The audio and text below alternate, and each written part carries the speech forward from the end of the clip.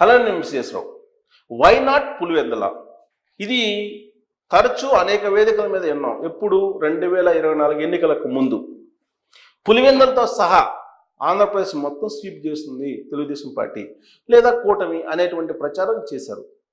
అప్పుడు జగన్మోహన్ రెడ్డి గారు why not 175 అనేటువంటి ఒక నినాదాన్ని ఆంధ్రప్రదేశ్ సమాజంలోకి బలంగా తీసుకెళ్లారు.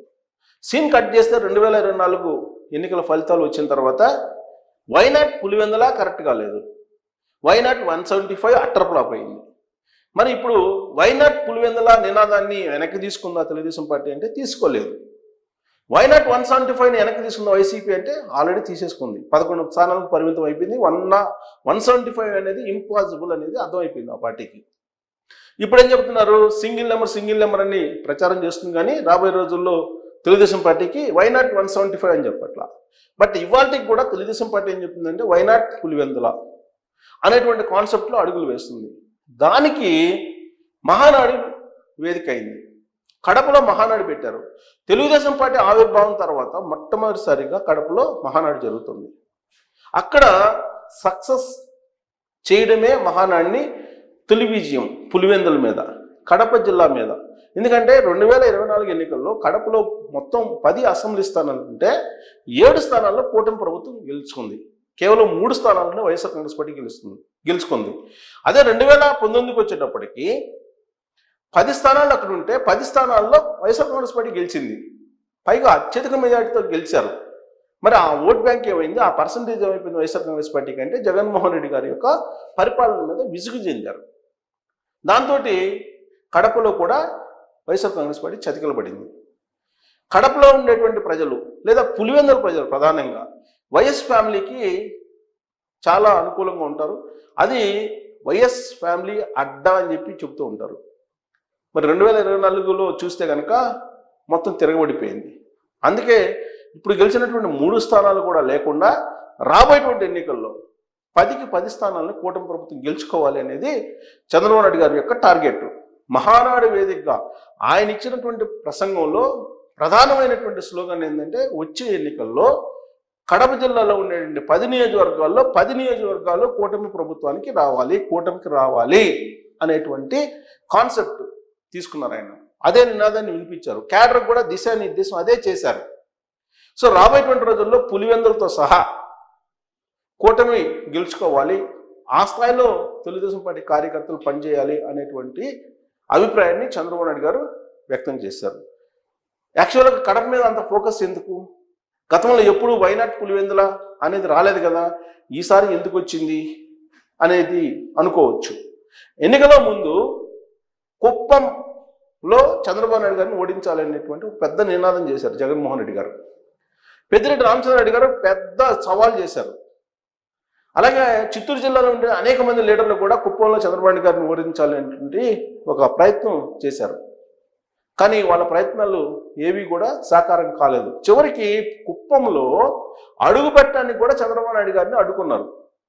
అన్ని రకాలుగా అడ్డంకులు సృష్టించినప్పటికీ కుప్పంలో వరుసగా గెలుస్తూ వస్తున్నారు చంద్రబాబు నాయుడు గారు. 2024 ఎన్నికల్లో కూడా భారీ మెజార్టీతో గెలుపొందారు. అదే సమయంలో పులివెందుల జగన్మోహన్ రెడ్డి గారిని ఓడించాలి, వై నాట్ పులివెందుల అనేటువంటి కాన్సెప్ట్ తీసుకున్నారు. ఆ రోజు తెలుగుదేశం పార్టీ ఏపీ అధ్యక్షుడిగా ఉన్నట్టు అచ్చెన్నాయుడు గారు పదే అనేక వేదికల మీద వినిపించారు ఈ స్లోగన్. అయితే జగన్మోహన్ రెడ్డి గారిని ఓడించలేకపోయారు, కానీ ఓట్ల శాతాన్ని మెజారిటీని తగ్గించగలిగారు. ప్లస్ రాష్ట్ర వ్యాప్తంగా ఆయనకి 151 స్థానాలు 2019లో వస్తే 11 స్థానాలకు పరిమితం చేయగలిగారు. సో చాలా వరకు కూటమి ప్రభుత్వం తీసుకున్నట్టు వై నాట్ పులివెందుల సక్సెస్ అయింది. కానీ జగన్మోహన్ రెడ్డి తీసుకున్నట్టు వై నాట్ 175 అనేది అట్టర్ ఫ్లాప్ అయిపోయింది. మరి రాబోయేటువంటి రోజుల్లో కూడా వై నాట్ పులివెందుల అనేది సాకారం కావాలనేది కూటమి యొక్క లక్ష్యం. అది కావాలంటే తొలి కడప అక్కడి నుంచే మొదలు కావాలనేది చంద్రబాబు గారు చెప్తున్నారు. దానికి కార్యకర్తలు సిద్ధంగా ఉండాలని చెప్తున్నారు. ప్రభుత్వ పరంగా అనౌన్స్ చేసినట్టు అన్ని పథకాలను అమలు చేస్తాను, వాటిని ప్రజల్లోకి తీసుకెళ్ళండి అని చెప్తున్నారు. నిజమైనటువంటి లబ్ధిదారులందరికీ న్యాయం చేయండి అని చెప్తున్నారు.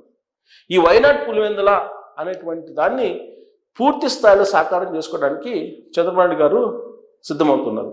అందుకే ఆయన ఆగస్టు 15వ తారీఖు నుంచి ఉచిత బస్సు ప్రయాణం ఉంటుందని చెప్పి అనౌన్స్ చేశారు మహానాడు వేదిక మీద నుంచి. చంద్రబాబు నాయుడు గారు ఎన్నికల్లో ఇచ్చినటువంటి హామీ ఏంటి? మహిళలకు ఉచిత ప్రయాణం జిల్లా పరిధిలో అని చెప్పారు. ఆ రోజున జిల్లా అంటే ఉమ్మడి జిల్లాలో వేసుకోవచ్చు. ఇప్పుడు విడిపోయిన జిల్లాలు వచ్చేసి 26. కానీ ఉమ్మడి జిల్లాలని యూనిట్గా తీసుకొని ఉచిత బస్ ఇస్తామని చెప్పి ఆ రోజు అనౌన్స్ చేశారు. దాని మీద ఆర్టీసీకి సంబంధించినటువంటి యాజమాన్యం స్టడీ చేసింది. కర్ణాటకలో ఏ విధంగా అమలు చేస్తున్నారు ఉచిత బస్ ప్రయాణం, తెలంగాణలో ఏ విధంగా అమలు చేస్తున్నారు అనే దాని మీద అధ్యయనం చేసిన తర్వాత ఒక ఫైనల్ రిపోర్టు తయారైంది.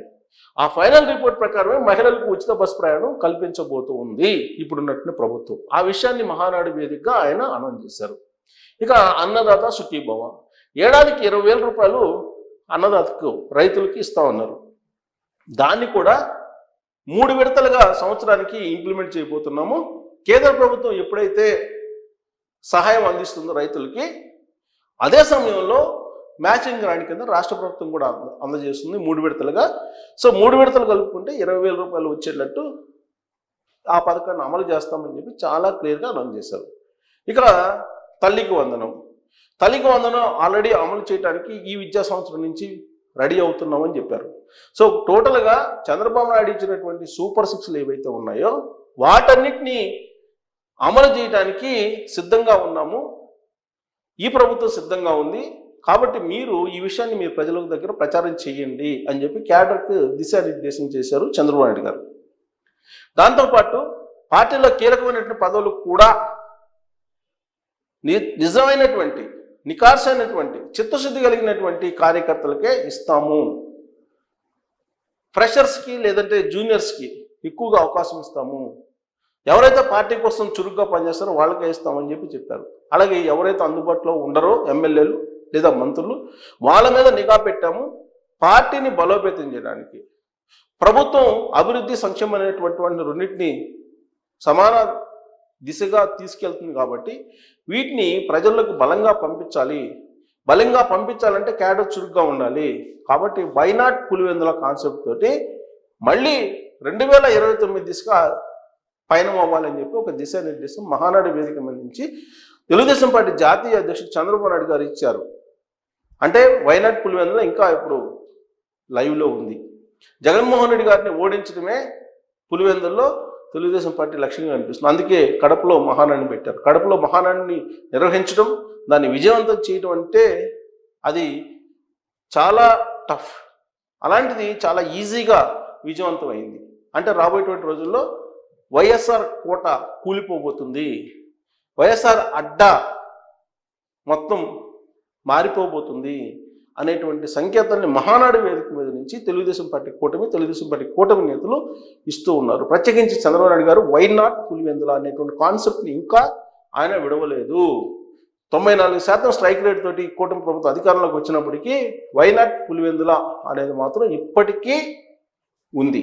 సో అది రాబోయే రోజుల్లో సాకారం అవుతుందా తెలుగుదేశం పార్టీకి లేదా కూటమి ప్రభుత్వానికి లేదా కూటమికి అనే దాని మీద మీరు కామెంట్ చేయొచ్చు. Thank you.